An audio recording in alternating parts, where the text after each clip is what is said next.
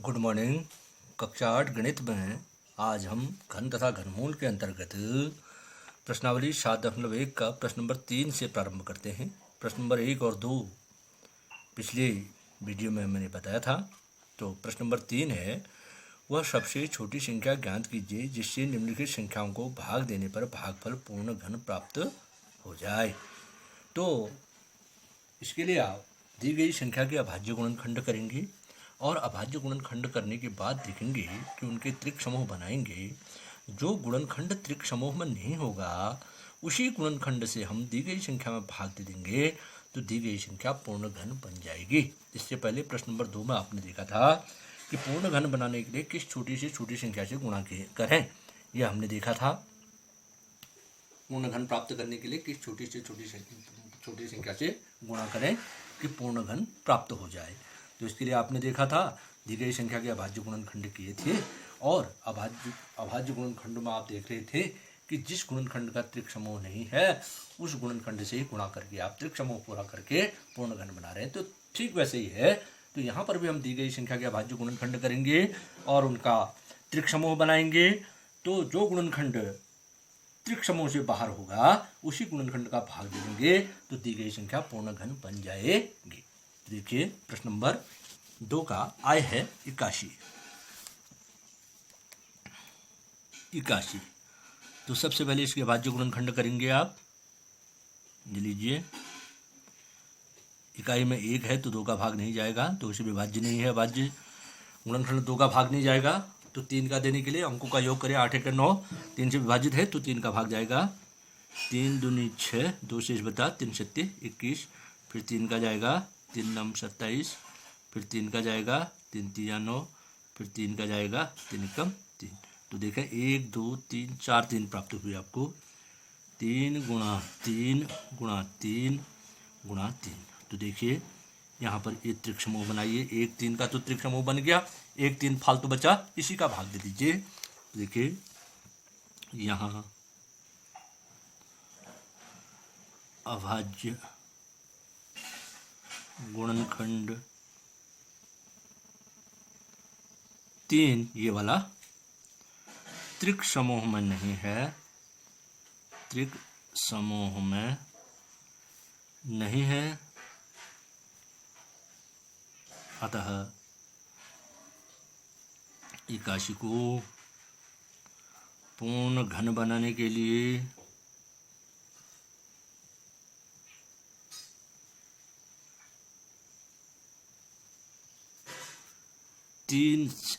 इसे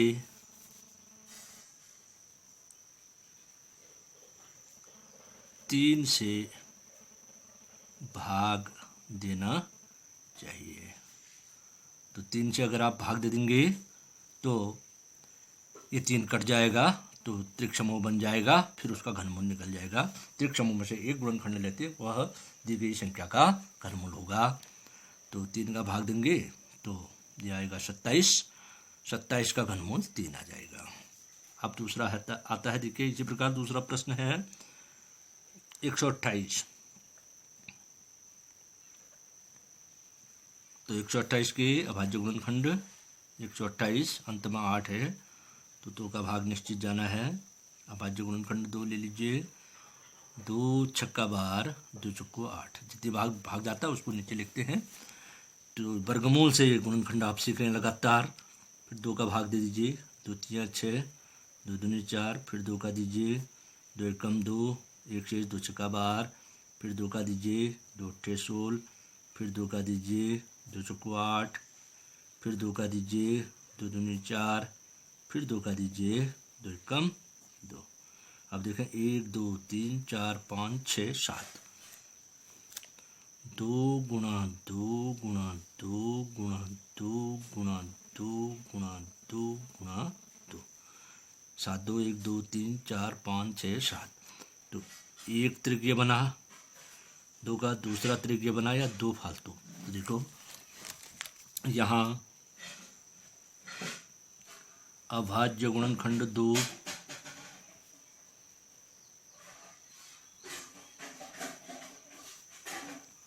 त्रिक समूह में नहीं है, ये वाला 2 त्रिक समूह में नहीं है,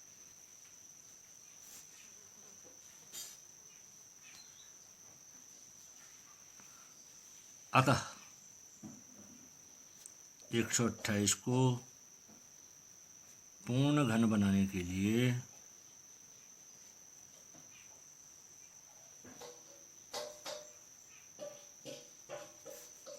इसे 2 से भाग देना चाहिए। 2 से भाग देना चाहिए। तो 2 से भाग देंगे तो ये 2 कट जाएगा, बाकी फिर 2 दूनी 4, संख्या बनेगी 64, 64 का घनमूल निकल जाएगा 2 दूनी 4, पूर्ण घन बन जाएगी संख्या। नंबर 3। तीसरा है 135। 135 के गुणनखंड फिर 1, 3, 5। देखिए जो गुणनखंड त्रिक समूह में नहीं होगा उसी से भाग दे दीजिए। 2 का भाग नहीं जाना है, 2 भाज्य गुणनखंड नहीं है इसका, तो 3 से 5 3 8 के 9, 3 का जाता है, 3 चक्को 12 13 में गया, 1 शेष, 3 पंचे 15, फिर 3 का जाएगा, 3 एकम 3, 1 शेष, 3 पंचे 15, फिर 3 का जाएगा, 3 पंचे 15, फिर 5 का, तो इसका मतलब 3 3 1 5, 3 गुणा 3 गुणा 3 गुणा 5। 3 का तो अपना त्रिक है, 5 का नहीं है। यहाँ पर इसी 5 से भाग दे दीजिए। यहाँ पर अभाज्य गुणनखंड 5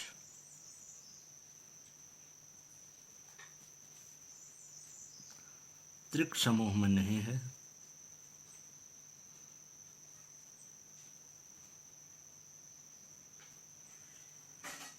अतः इसे पूर्ण घन बनाने के लिए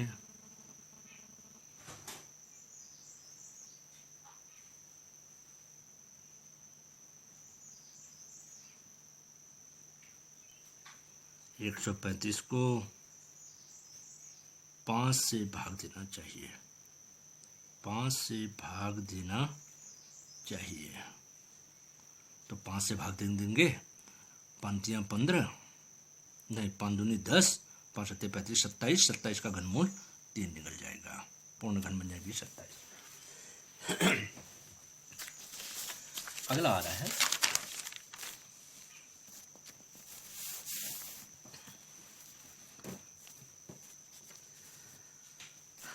192। चौथा है 192। 192 का गुणनखंड करेंगे। देखिए 192 2 है अंत में, तो इसका मतलब 2 का भाग निश्चित जाएगा इसमें। 2 9 18, 1 शेष बचा, 2 छक्का 12, फिर 2 का जाएगा, 2 चक्को 8, 1 शेष 2 अट्ठे 16, फिर 2 का जाएगा, 2 दूनी 4, 2 चक्को 8, फिर 2 का जाएगा, 2 एकम 2, 2 दूनी 4, फिर 2 का जाएगा, 2 छक्का 12, फिर 2 का जाएगा, 2 तिया 6, फिर 3 का, 3 एकम 3, 1 2 3 4 5 6 2 1 3, 2 गुणा 2 गुणा 2 गुणा 2 गुणा 2 गुणा 2 गुणा 3। देखिए 2 का त्रिक है, 2 का दूसरा त्रिक भी है, 3 अकेला, तो 3 को ही भाग दे दीजिए, ये 3 कट जाएगा, पूर्ण घन संख्या बन जाएगी। यहाँ पर अभाज्य गुणनखंड 3 त्रिक समूह में नहीं है,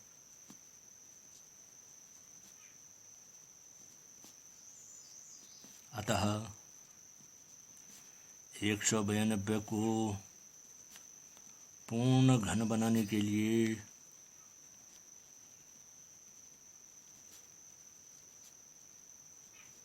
इसे 3 से भाग देना चाहिए। 3 से भाग देना चाहिए, तो वो छोटी छोटी संख्या निकल गई, 3 देना चाहिए। तो 3 का भाग दे देंगे तो ये कट जाएगा, तो फिर जो घनमूल निकलेगा 2 दूनी 4 निकल जाएगा, 64 आएगा। अगला है लास्ट वन 1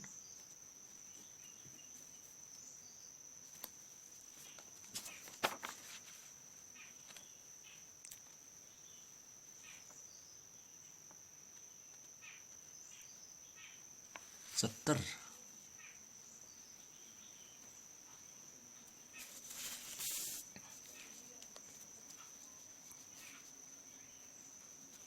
देखिए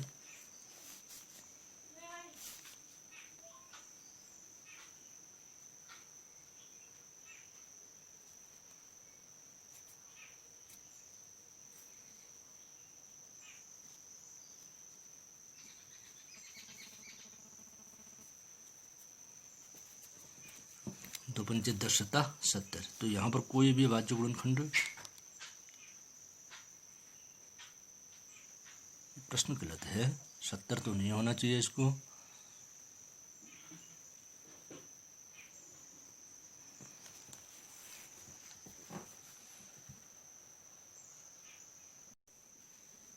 तो प्रश्न गलत था, तो इस यहाँ पर है 70 नहीं है, ये है पांचवा 704। 704, तो 704 के गुणनखंड करेंगे 704। देखिए इकाई में 4 है तो 2 का भाग जाना है, 2 3 6, 1 शेष, 2 पंचे 10, 2 दूनी 4, फिर 2 का जाएगा, 2 एकम 2, 1 शेष 15, 2 सत्ते 14, फिर 1 शेष, 2 छक्का 12, फिर 2 का जाएगा, 2 अट्ठे 16, 1 शेष, 2 अट्ठे 16, फिर 2 का जाएगा, 2 चौको 8, 2 चौको 8, फिर 2 का जाएगा, 2 दूनी 4, 2 दूनी 4, फिर 2 का जाएगा, 2 एकम 2, 2 एकम 2, 11 स्वयं अभाज्य है, 11 एकम 11। तो गुणनखंड 1 2 3 4 5 6, 2 2 गुणा 2 गुणा 2 गुणा 2 गुणा 2 गुणा 2 गुणा 11। तो 2 का त्रिक है, 2 का त्रिक है, 11 अलग है, तो 11 का ही भाग दे दीजिए। यहाँ पर अभाज्य गुणनखंड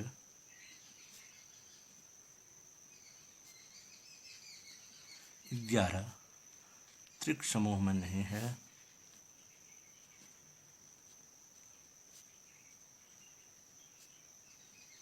अतः 704 को पूर्ण घन बनाने के लिए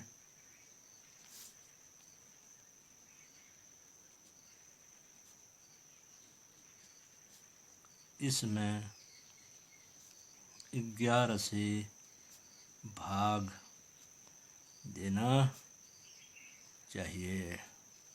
तो 11 से भाग दे देंगे तो ये गुणनखंड कट जाएगा, तो बाकी फिर संख्या बनेगी 64, और जिसका घन निकलेगा, जिसका घनमूल निकलेगा 2 गुणा 2 4, 4 का घन बन जाएगा।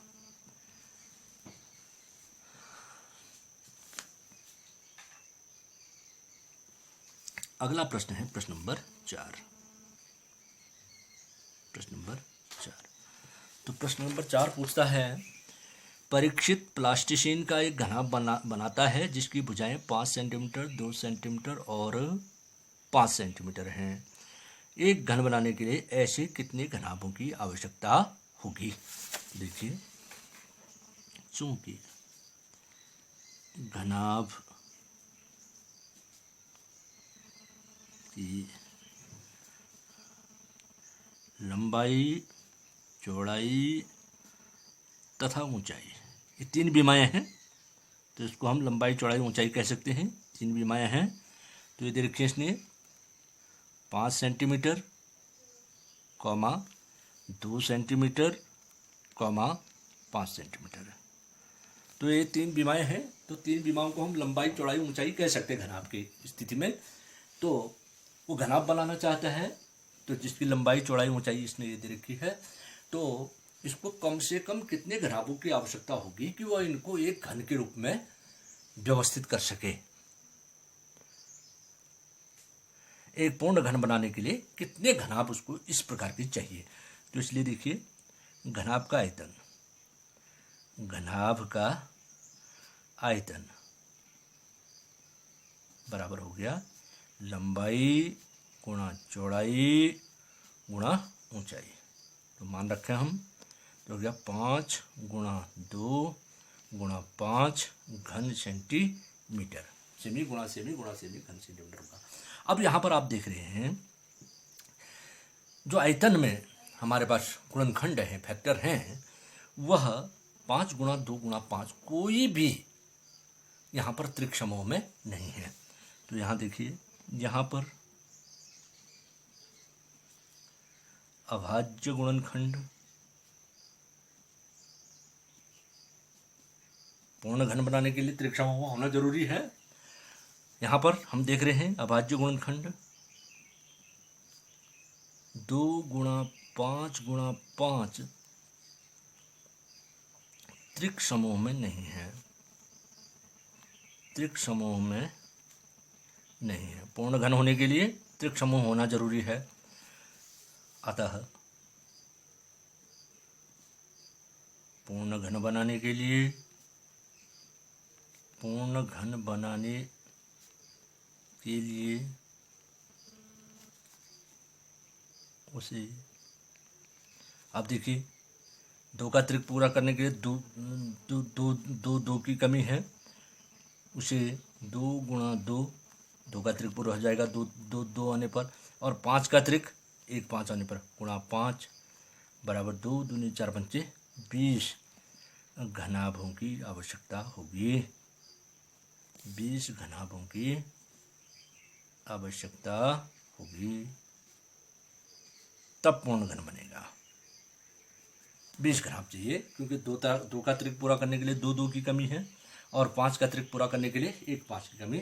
2 गुणा 5 बराबर 20 घनाभ की आवश्यकता होगी। That's all. आज हम इतना ही देखेंगे।